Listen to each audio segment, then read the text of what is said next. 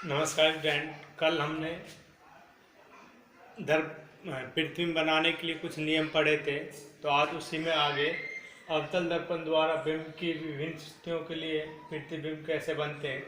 तो अलग अलग स्थिति पर हमारा बिंब रखा हुआ होगा, वस्तु रखी हुई होगी। बिंब मतलब वस्तु, तो वस्तु रखी हुई होगी, तो हमको अलग अलग स्थितियों पर कैसे उसका प्रतिबिंब प्राप्त होता है वो देखते हैं। बिंब की स्थिति, प्रतिबिंब की स्थिति, अगर वस्तु कहाँ रखी हुई है, प्रतिबिंब कहाँ प्राप्त होगा, उसका आकार क्या होगा, साइज क्या होगा और उसका प्रतिबिंब का नेचर क्या होगा। अगर वस्तु अनंत पर है तो फोकस पर, मुख्य फोकस पर प्रतिबिंब प्राप्त होगा, बिंदु आकार का होगा, वास्तविक उल्टा होगा। सी से परे है तो एफ और सी के बीच में होगा, छोटा होगा, वास्तविक उल्टा होगा। सी पर है तो सी पर ही प्रतिबिंब बनेगा, समान साइज का होगा, वास्तविक उल्टा होगा। सी तथा एफ के बीच है तो सी से परे बनेगा, बड़ा होगा और वास्तविक उल्टा होगा। अगर एफ पर है तो अनंत पर हमारा प्रतिबिंब बनेगा, अत्यधिक बड़ा होगा, वास्तविक और उल्टा होगा। अगर पी तथा एफ के बीच में है तो दर्पण के पीछे बनेगा, बड़ा बनेगा और आभासी और सीधा बनेगा। तो देखते हैं कैसे। और आपको ये 3 बातें हर किसी केस में लिखनी है। देखते हैं।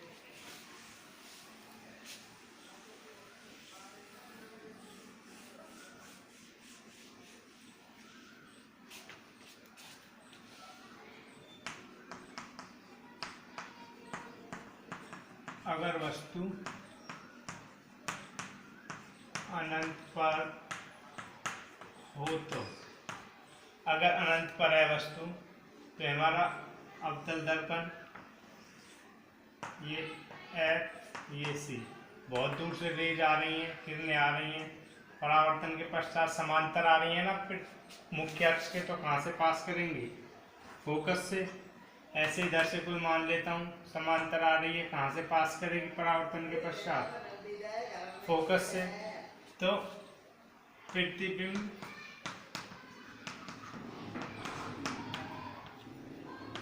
की स्थिति, प्रतिबिंब हमको कहाँ प्राप्त हो रहा है, एफ पर। ये 3 बातें आपको हर किसी के केस में लिखनी जब भी आप ड्रॉ करोगे डायग्राम। प्रतिबिंब का आकार,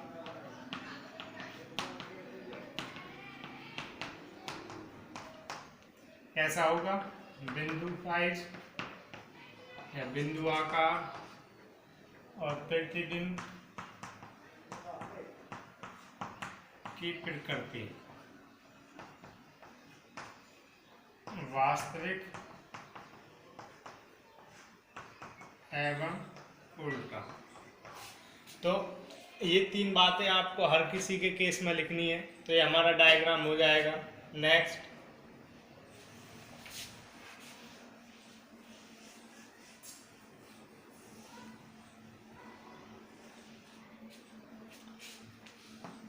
अगर वस्तु सी से परे हो तो, अगर सी से परे हो तो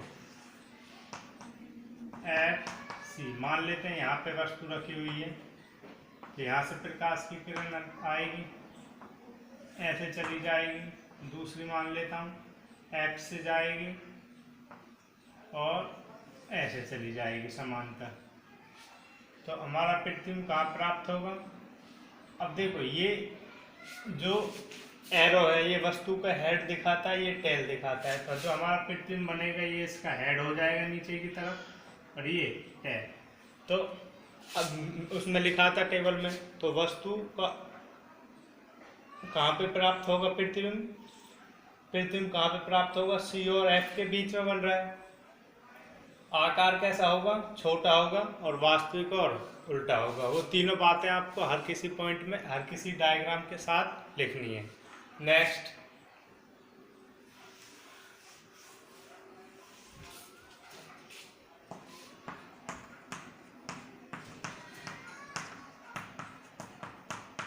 अगर वस्तु सी पर हो तो, अगर वस्तु सी पर है तो ये एफ, ये सी मान लेते हैं। यहाँ पे वस्तु रखी हुई है, यहाँ से किरण जाएगी,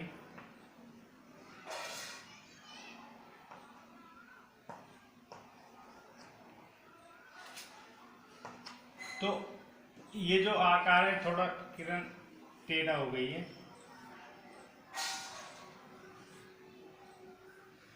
तो वस्तु का जो आकार है वो समान ही होगा और स्थिति क्या होगी, सी पर ही होगी और वास्तविक और उल्टी होगी।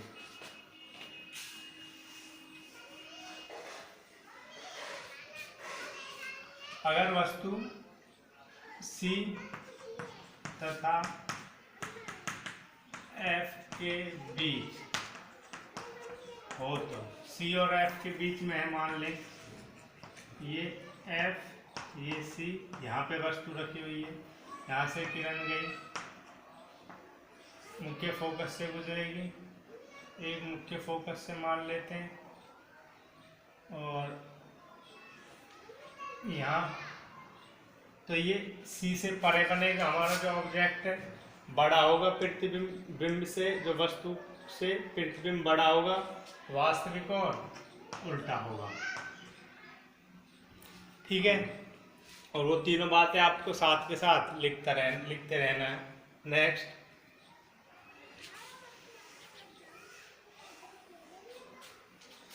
अगर वस्तु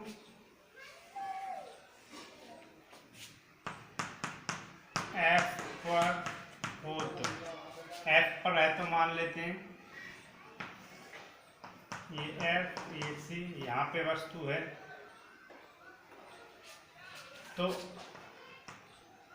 किरण ऐसे जाएगी और एफ से पास कर जाएगी, मान लेते हैं दूसरी ऐसे आई पोल पर और वो ऐसे चली गई, तो ये दूर जाके मिलेंगी, तो मतलब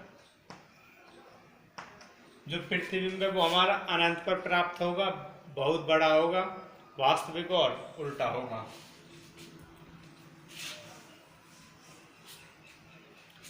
नेक्स्ट, अगर वस्तु F तथा P के बीच हो, तो F और P के बीच हो, तो ये F ये P, यहाँ पे वस्तु रखी हुई है, मान लेते हैं कि यहाँ से किरण ऐसे तिर्यक गई और वो ऐसे चली गई, एक मान लेते हैं ये C, एक ऐसे C से जा रही है और वो अपने पाथ को रिट्रेस करेगी और ऐसे चली जाएगी, तो इनका मुंह खुल गया, कहीं पे मिलेंगी नहीं, तो हम क्या करते हैं कि इन किरणें को ऐसे एक्सटेंड कर देते हैं और मानते हैं कि यहाँ पे दर्पण के पीछे ये कहीं पे मिल रही हैं, तो जो वस्तु का प्रतिबिंब है वो कहाँ मिलेगा, दर्पण के पीछे बड़ा होगा और आभासी और सीधा होगा, क्योंकि हमने इन किरणों को एक्सटेंड किया है। तो जब भी ऐसे हम पीछे की तरफ उनको बढ़ाएंगे तो आभासी प्रतिबिंब हमको प्राप्त होगा। तो ये सभी प्रतिबिंब में इन यहाँ से क्वेश्चन आने की पॉसिबिलिटी ज़्यादा होती है, इसलिए इनको अपनी कॉपी रफ कॉपी में कम से कम 5-5 ड्रॉ करना है, सारी स्थितियाँ लिखनी है, चार्ट अच्छे से याद करना है और बहुत आसान हो जाएगा आपके लिए। फिर नेक्स्ट,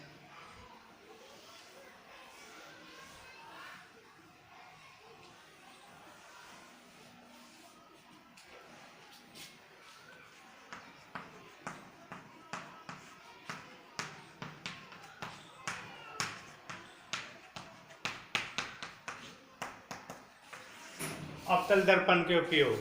तो अवतल दर्पण का उपयोग, इनका उपयोग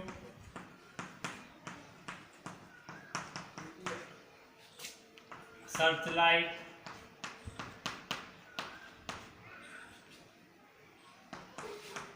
टॉर्च, वाहनों की हेडलाइट में किया जाता है। और क्यों किया जाता है? क्योंकि वहाँ पे हमको एक समांतर बीम प्राप्त करना होता है किरणों का, इसलिए हम वहाँ पे अवतल दर्पण का प्रयोग करते हैं। और कौन करता है इनका प्रयोग? दंत चिकित्सक,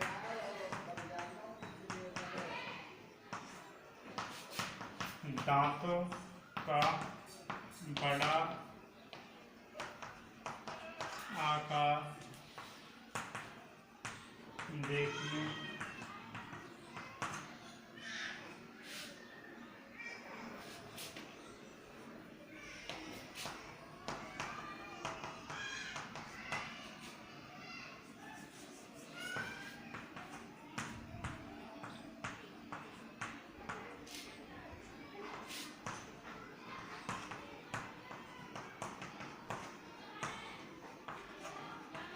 अब जो दंत चिकित्सक हैं वो दांतों का बड़ा आकार देखने के लिए भी किसका प्रयोग करते हैं? अवतल दर्पण का प्रयोग। और सोलर भट्टी में भी इनका उपयोग किया जाता है। अब सोलर भट्टी में भी क्या है, इनका प्रयोग किया जाता है। ठीक है, तो इन सब जगह अवतल दर्पण का प्रयोग होता है। ये दोनों ही दो टॉपिक कराएं, दोनों इम्पोर्टेंट है। और जो रे डायग्राम वो आपको कम से कम 4-4, 5-5 बार अपनी रफ कॉपी में बना के देखने, वहाँ से क्वेश्चन पूछा जाता है 2 नंबर, 4 नंबर और 6 नंबर का। जो भी रे डायग्राम कराए जाएंगे आप सारे इम्पोर्टेंट होंगे पेपर के लिए। वहाँ से एक न एक क्वेश्चन जरूर आता है, या 2 नंबर में आए, चाहे 4 में आए, चाहे 6 में आए। तो आज के लिए इतना ही, इसको अच्छे से रिवाइज कर लेना। Thank you.